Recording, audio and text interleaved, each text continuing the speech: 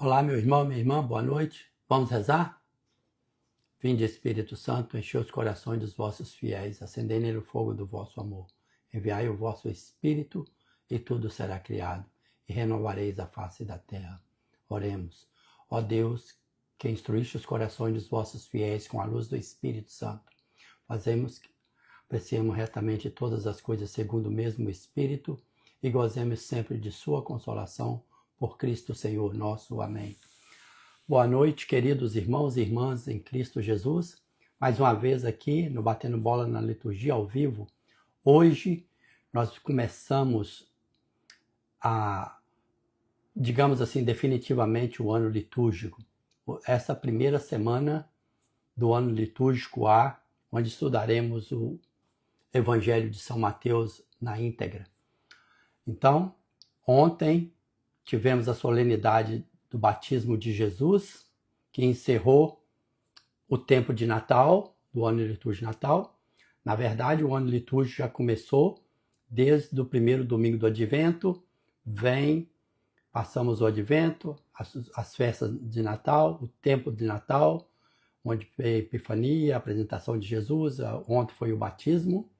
Então, hoje, a gente começa o tempo comum, a primeira semana do tempo comum, onde Jesus começa a dar sua catequese para os discípulos, começa a reunir os seus apóstolos, os seus discípulos, ele começa a sua caminhada. E esse período desse tempo comum vai até na quarta-feira de cinza, onde aí já começamos a quaresma. Depois temos, da quarta-feira de cinza até Pentecostes, o período da quaresma, 50 dias até Pentecostes. Depois de Pentecostes, a gente começa novamente um ciclo do tempo comum. Então, para fechar novamente o ano litúrgico. Esta é a sequência do ano litúrgico. O ano passado, nós estudamos o Evangelho de Lucas, né? Então, esse ano é o Evangelho de Mateus. Acabou o ciclo, começou um novo ciclo esse ano. E hoje, a liturgia, ela nos traz o início, da caminhada de Jesus. Ela nos dá a caminhada quando Jesus já começa a sua vida pública, depois do seu batismo. E isso é muito interessante nessa leitura que vamos ver hoje do Evangelho, é a primeira leitura. Essa primeira semana, ela abre nos dando o que é realmente o amor de Deus por nós. O que é a nossa vida em Deus. O que Jesus quer de nós. E o que é o tempo, Hoje Jesus vai falar que o tempo está próximo, o reino de Deus está próximo, o tempo se cumpriu e o reino de Deus está próximo, e vai começar a sua caminhada convidando e chamando os seus discípulos, para com ele carregar essa missão e formar a sua igreja, essa igreja que nós todos amamos hoje, que é a Igreja Católica. Jesus começa nesse evangelho a caminhar para nos deixar um legado, e nos deixar uma igreja conduzida pelo Espírito Santo e guiada na terra pelo sucessor de São Pedro.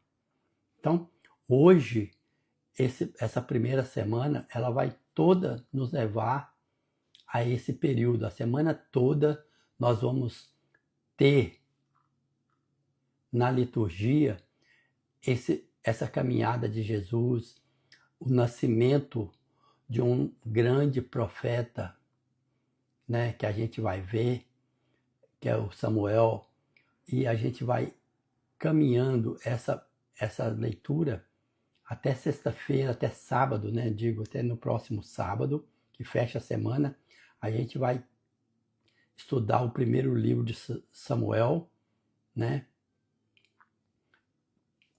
uma boa parte do primeiro livro de Samuel, para a gente ter uma ideia como ele surgiu, E Samuel teve os 3 mundos de Jesus Cristo, né? Então, já era uma prefiguração do que viria depois dos profetas. Então, hoje, essa liturgia, ela vai nos trazer 3 leituras, né?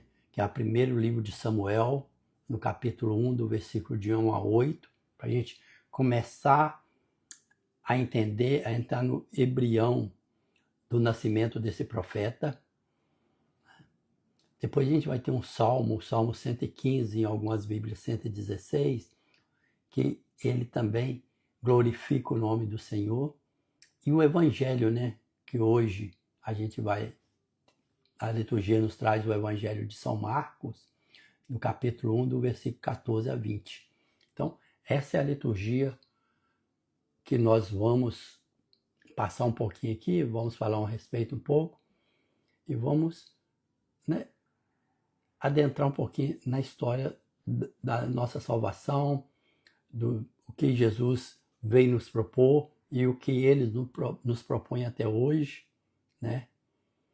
E o que eu, como católico, eu que quero um dia ser salvo, tenho que me propor a fazer também para que eu alcance o meu objetivo, que é o reino dos céus, tá bom?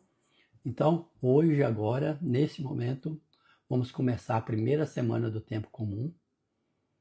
Vamos ler a primeira leitura, que é bem extensa. Depois nós vamos ler o Salmo e vamos ler o Evangelho e vamos voltar a falando um pouquinho de cada um, tá bom? Então é a primeira leitura do livro de Samuel. Primeiro livro de Samuel, capítulo 1, do versículo 1 ao versículo 8. Havia um homem sufita, oriundo de Ramá, no monte Efraim, que se chamava Eucana, filho de Jeroão, filho de Eliús, filho de To, filho de Suf e Efraimita. Elcanã tinha 2 mulheres, uma chamava-se Ana e outra Fenena.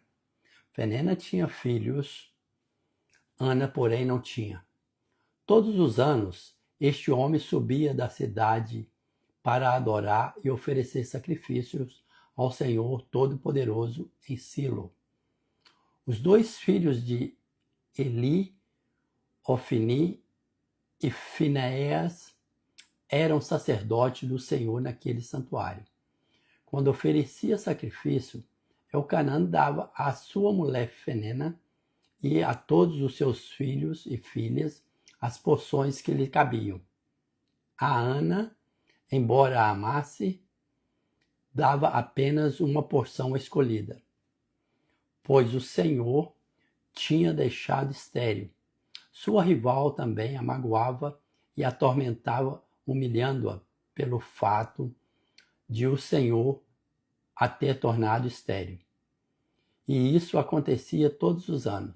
Sempre que subiam à casa do Senhor, ela a provocava do mesmo modo. E Ana chorava e não comia. Então Elcanã, seu marido, lhe disse: Ana, por que estás chorando e não te alimentas? E por que se aflige o teu coração? Acaso não sou eu melhor para ti do que 10 filhos? Palavra do Senhor. Essa é a primeira leitura. Essa leitura a gente vai comentar um pouquinho sobre ela daqui a pouco. O Salmo é o Salmo 115, que louva ao Senhor em oferta. Vamos ouvir. Oferto ao Senhor um sacrifício de louvor. Que poderei retribuir ao Senhor Deus por tudo aquilo que Ele fez em meu favor? Elevo o cálice da minha salvação, invocando o nome santo do Senhor. Vou cumprir minhas promessas ao Senhor, na presença do seu povo reunido. Por isso, oferto um sacrifício de louvor, invocando o nome santo do Senhor. Vou cumprir minhas promessas ao Senhor, na presença do seu povo reunido, nos átrios da casa do Senhor, em teu meio, ó cidade de Sião.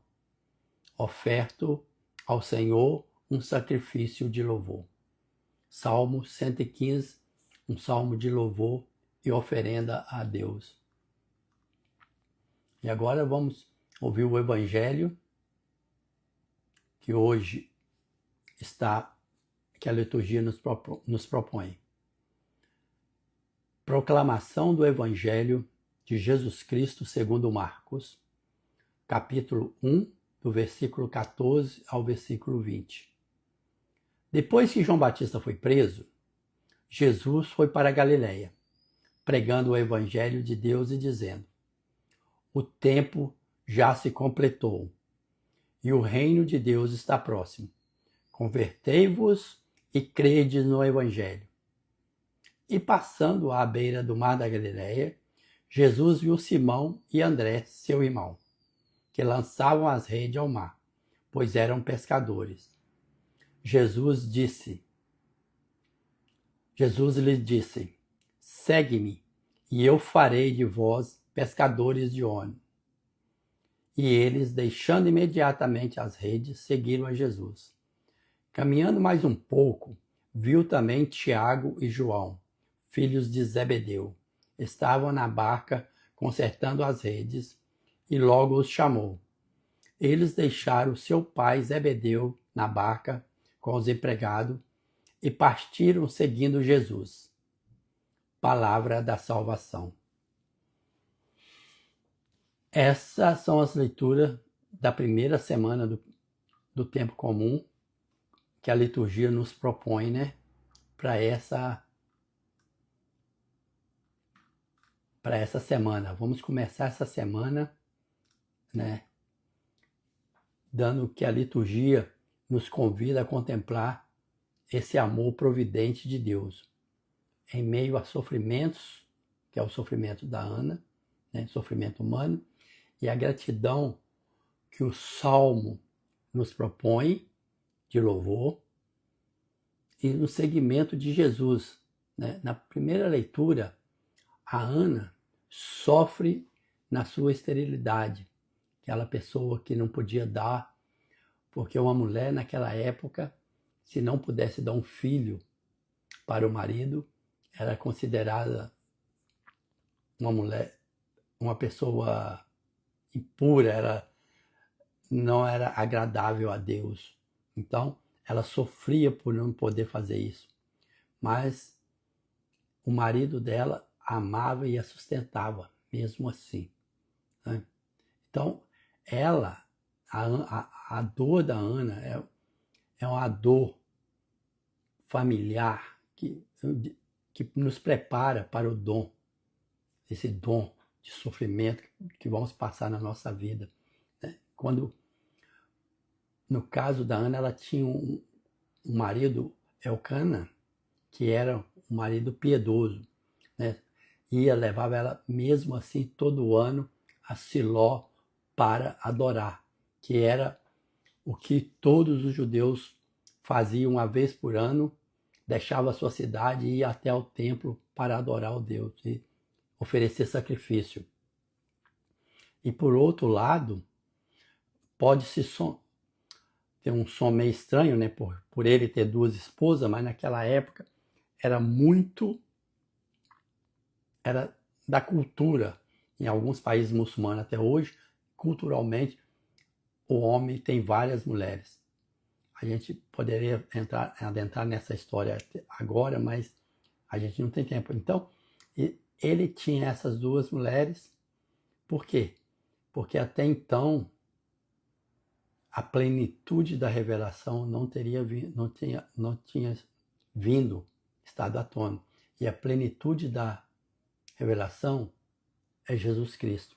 Então, para eles, esse tipo de coisa era muito natural até então vir Jesus Cristo. Então, a outra zombava, maltratava, criticava por ela não poder dar um filho, porque ela era estéril, né? E ela se irritava. Então Ana começou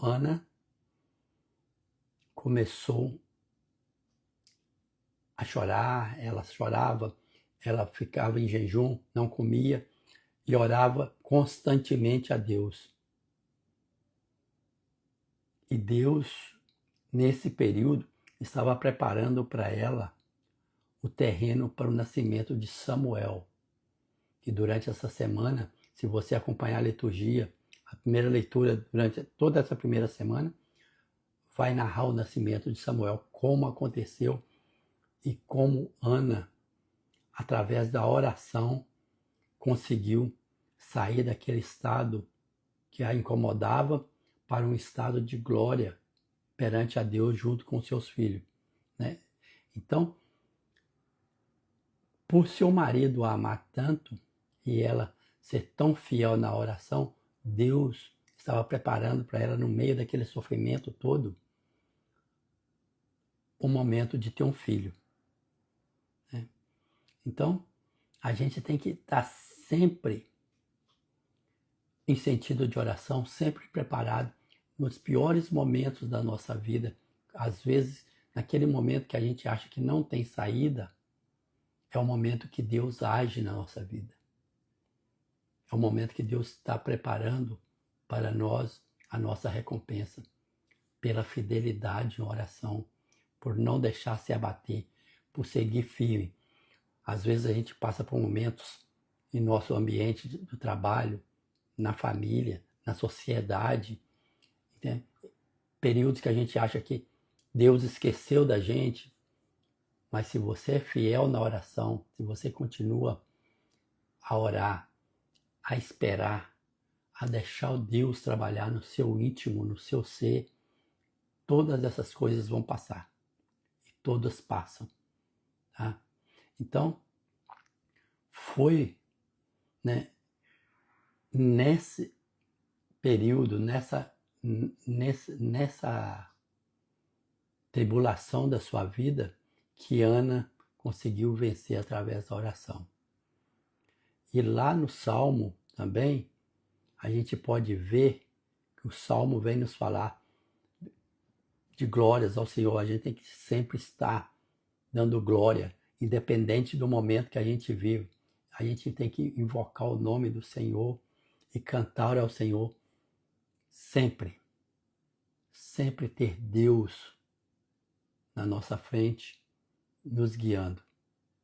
Não deixar que as tribulações nos consomem. Sempre vamos ter que dar graças e oferecer sacrifícios de ação de graça, né, dentro da casa do Senhor. E como eu ofereço sacrifício de ação de graça, onde? Na igreja, no domingo, na Santa Missa, em frente ao altar do Senhor.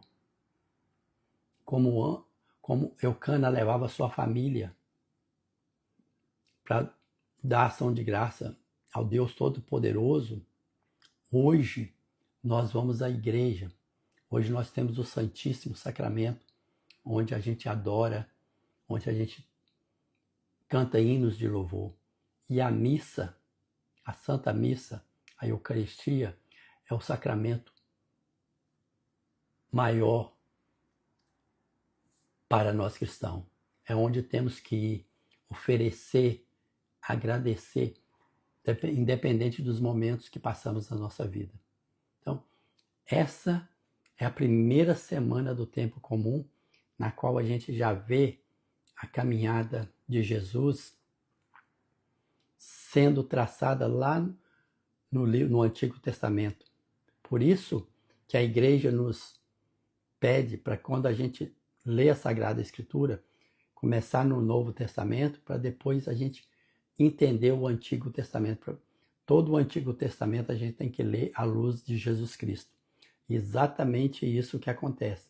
Se essa semana você for fiel na liturgia, ler as primeiras leituras, vocês vão ver um paralelo entre o profeta Samuel e Jesus Cristo. Não que Samuel foi maior que Jesus Cristo é Deus, mas aquele paralelo que nos indica que o Messias vem. O canto de Ana é o ápice do Magnífica de Nossa Senhora para Santa Isabel. Isso tudo vai ter durante essa semana, para a gente ter uma ideia de como é rica a nossa igreja. E lá no Evangelho, né? No Evangelho, aí a gente já vê Jesus. Ontem, à missa, nós celebramos o batismo de Jesus. Então, Jesus foi batizado quando ele saiu da água, desceu o Espírito Santo sobre ele, e depois, naquele período, Jesus se afastou e foi para o deserto, onde ele ficou 40 dias. Quando teve a notícia que João tinha sido preso, João estava no cárcere, aí Jesus voltou. Aí Jesus veio já munido do Espírito para começar a sua missão, sua vida pública. Aqui, nessa leitura que eu li, que é no Evangeliário, ele fala: completou-se o tempo e o reino de Deus está próximo. Convertei-vos e crede no Evangelho. Né? Aqui, na versão da Ave Maria, é a mesma versão. Então, quando você pega essa frase, por muitos e muitos anos, eu também pensava, porque quando você não estuda, você não tem uma noção, você vai muito no que você aprende dos seus pais, avós. Antes, os pais e os avós eram a nossa referência de catequese, de estudo. Os padres, eles não tinham essa noção de catequizar, de oferecer uma catequese na sua homilia. Então, a gente tem esse muito tempo. Quando chegava nessa época, que a gente deparava com esse evangelho, aí que falava assim: completou-se o tempo, o reino de Deus está próximo, convertei e crede no evangelho. Quando a gente ouvia essa frase, o que a gente pensava? O fim do mundo está próximo. Jesus anunciou que o fim do mundo está próximo. O fim do mundo vai acabar. O mundo vai acabar a qualquer momento, a qualquer hora, porque Jesus falou. Entende? Mas não, essa frase, ela tem um contexto diferente. O contexto dessa frase, quando Jesus fala: completou-se o tempo e o reino de Deus está próximo, ele quer dizer: acabou-se a espera das profecias do Antigo Testamento. O reino de Deus está próximo de vocês, está no meio de vocês. Eu sou o reino de Deus. Convertei-vos e creia no Evangelho. Creia naquilo que eu vou ensinar. Olhe para a minha vida, que é o Evangelho. Esse é o sentido mais comum dessa frase. Porque o fim do mundo só vai começar lá na cruz. Então Jesus começou ali a sua caminhada. Crede, o reino do céu está próximo. Então, quando ele começa a sua catequese, a sua caminhada, aí vem aquela tradicional, ele vê Simão e André lançando as redes e fala: segue-me, eu farei pescadores de homens. E eles imediatamente seguiram a Jesus. Eles não pensaram, observaram isso? Abandonaram, eles imediatamente deixaram as redes e o seguiram. Depois ele caminha um pouquinho mais, vê Tiago e João, os filhos de Zebedeu. O João é aquele que vai ser o discípulo muito amado, o apóstolo muito amado de Jesus. Eles também abandonam a rede e vão seguir a Jesus, né? Então, o que acontece? A gente vê esses 4 apóstolos e na caminhada de Jesus, todas as vezes que Jesus precisa de companhia, são esses 4 que ele pega. Quando Jesus subiu ao monte e fez a transfiguração, ele levou Pedro, Tiago e João e o André, os 4. Quando Jesus foi para o Monte das Oliveiras, foram os 4. Então, em vários períodos da caminhada de Jesus, esses 4 apóstolos geralmente estavam acompanhando os momentos de Jesus. Quando ele precisava de alguém, ele pegava os 4 para acompanhá-lo, que foram os 4 primeiros a ser escolhidos, né? E como a gente vai ver o nascimento de Samuel nessa semana, como nasceu Diana no meio do sofrimento, os apóstolos, também como o Samuel, a Ana, que teve coragem para enfrentar as dores e tudo, os apóstolos tiveram coragem para arriscar tudo.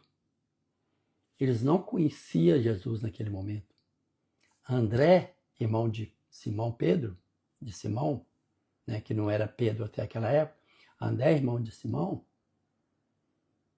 ele era discípulo de João Batista, ele acompanhava João Batista, mas ele não conhecia Jesus, né? E ali eles deixaram tudo, arriscaram tudo para ser missionário, para transformar a sua vida, né, em pescadores missionários, levar. Eles não estavam preparados, mas Jesus levava consigo a sua preparação. Então, eles seguiam uma rotina de aprendizado caminhando com Jesus. A gente tem que ver na nossa comunidade como eu caminho. Se eu caminho no sentido de missionário, anunciando o evangelho. Às vezes, quando a gente fala que a gente tem que anunciar o evangelho, a gente tem que ensinar, as pessoas falam, como se eu não sei? Como eu posso ensinar se eu não sei? Às vezes nós ensinamos muito com a nossa vida. E me faz lembrar aquela frase de São Francisco de Assis que diz: evangelizar é preciso, se possível, se necessário, com palavras. Às vezes a gente não precisa de palavras para evangelizar. Com a sua vida, com o seu modo de agir no dia a dia, você evangeliza muito mais do que um discurso de palavras bonitas e vazias. Tá? Então, Deus, Ele nos ama na dor, Ele nos ama em todo momento da nossa vida. Ele quer nos libertar para agradecer, para que a gente possa agradecer também. Agradecer, chamar, deixar. A gente tem que escutar o convite de Jesus e segui-lo. Eu só não posso seguir Jesus, só naqueles momentos, que eu tenho folga, só naqueles momentos que eu queira. Eu tenho que seguir Jesus todos os dias e a todo momento. Tudo que eu faço por Ele e com Ele, eu tenho um retorno, mesmo que eu não veja esse retorno de imediato, mas eu vou colhendo com o tempo. Eu tenho esse retorno todos os dias da minha vida. Quando eu peço a Jesus, né, que Ele me dê a capacidade para evangelizar, essa capacidade ela já está dentro de mim. Ela foi me posta no meu batismo. Quando eu sou batizado em nome do Pai, do Filho e do Espírito Santo, eu sou capaz de evangelizar. Eu sou capaz de levar Jesus a todas as pessoas. O que eu tenho que pedir a Jesus é que me dê coragem, aquela coragem que teve os apóstolos de abandonar o seu sustento, aquilo que dava o seu pão de cada dia, para seguir alguém que o chamou e fez uma promessa que eles não tinham certeza se eu ia cumprir ou não. Então, é isso que eu tenho que pedir a Jesus, né?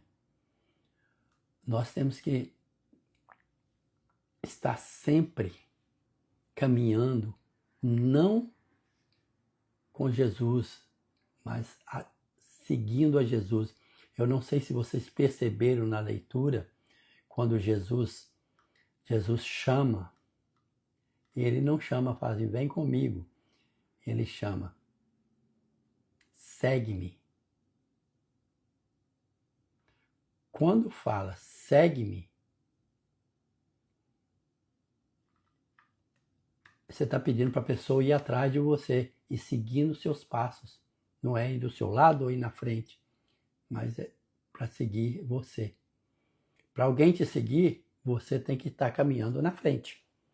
Então, Jesus propôs isso para ele. Segue-me. Se vocês seguirem meus passos, se vocês me seguirem, eu vou fazer de vocês pescadores de homem. Porque Jesus sabia que eles não estavam preparados.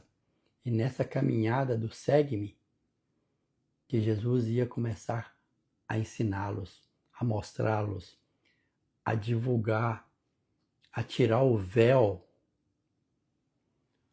que da sua humanidade e começar a mostrar a sua verdadeira face da divindade para eles, a face divina, né?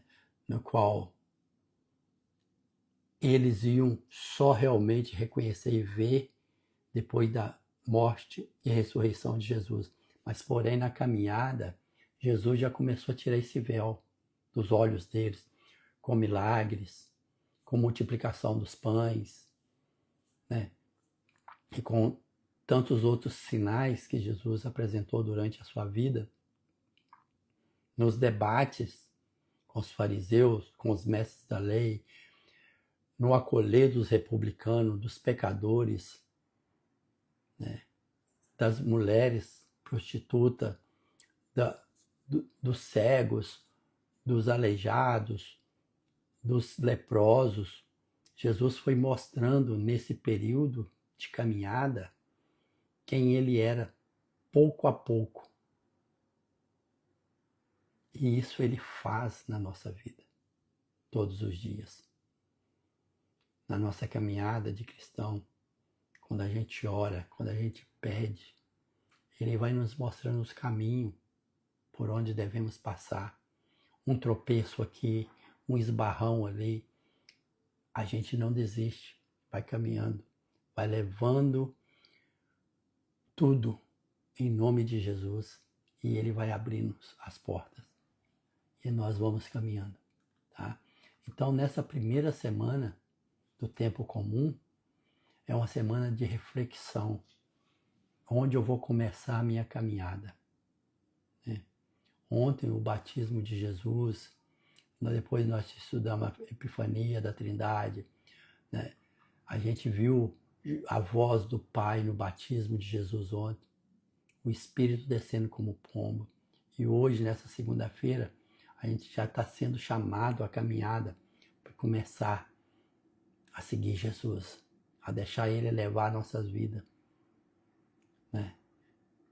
A gente entra nessa barca porque o capitão, porque o guia Ele não vacila, Ele nos ajuda a vencer as tempestades da vida. Então, nesse ano A, que nós vamos estudar tudo sobre São Mateus, nós vamos ver ele nos ensinando como Jesus tinha a visão da nova aliança. A nova aliança que é Jesus. O reino do céu para todos, para os pobres, para os pagãos, para todos. O reino do céu, ele é para todos. E Jesus, como um mestre, né, que nos guia nessa caminhada, um novo Moisés, um novo Adão que vem nos resgatar. E a igreja, nascendo ali, essa igreja primitiva nascendo, naquela instrução de Jesus, Jesus otorgando poderes, dando poderes aos seus apóstolos, seus discípulos, escolhendo Pedro para guiá-los, e Jesus caminhando e ensinando. Então nós vamos todos os dias no caminhar da nossa vida, lembrando da voz de Deus.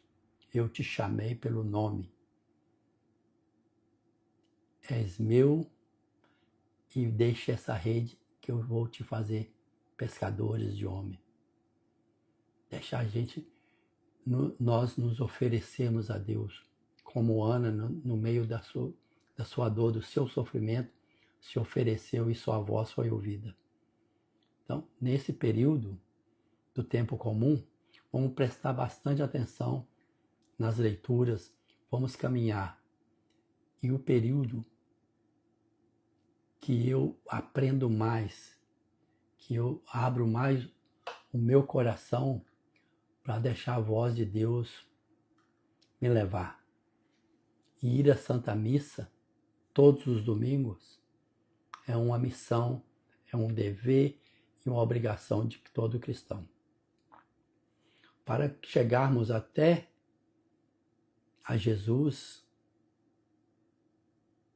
para chegarmos até o coração de Deus, só tem um caminho, a oração.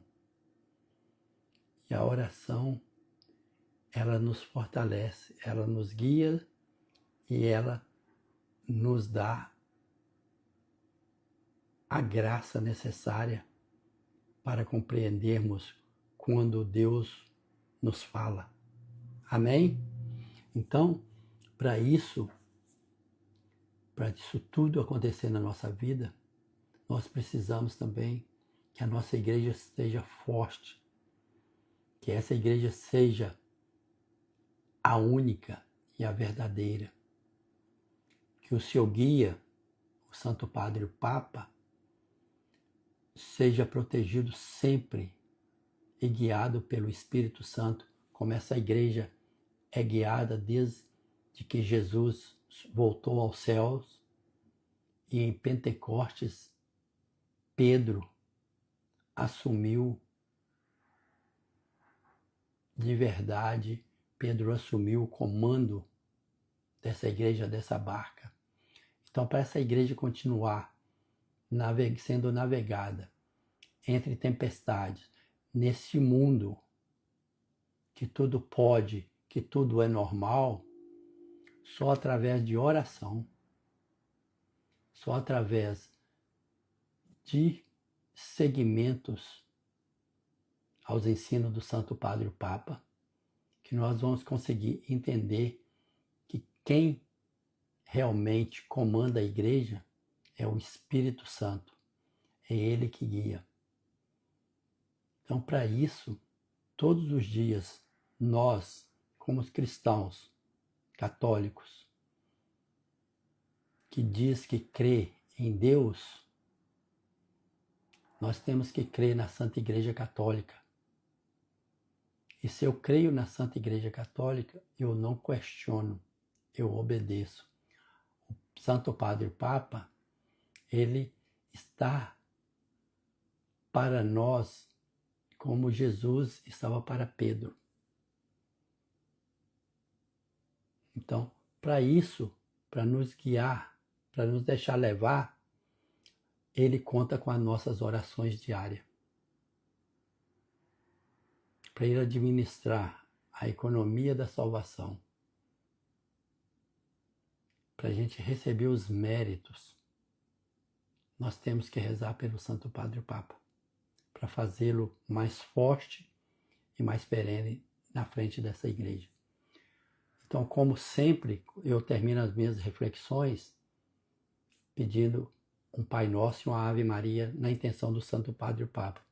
Vamos rezar por ele? Pai nosso que estais no céu, santificado seja o vosso nome. Venha a nós o vosso reino. Seja feita a vossa vontade, assim na terra como nos céus. O pão nosso de cada dia nos dai hoje. Perdoai as nossas ofensas, assim como nós perdoamos a quem nos tem ofendido. E não nos deixeis cair em tentação, mas livrai-nos do mal. Amém. Ave Maria, cheia de graça, o Senhor é convosco. Bendita sois vós entre as mulheres. Bendito é o fruto do vosso ventre, Jesus. Santa Maria, Mãe de Deus, rogai por nós, pecadores, agora e na hora de nossa morte. Amém. Meus irmãos e minhas queridas irmãs em Cristo Jesus, ficamos na paz do nosso Senhor Jesus Cristo, no amor de Maria, e até a próxima reflexão, assim nos Deus nos permitir. Em nome do Pai, do Filho e do Espírito Santo. Amém.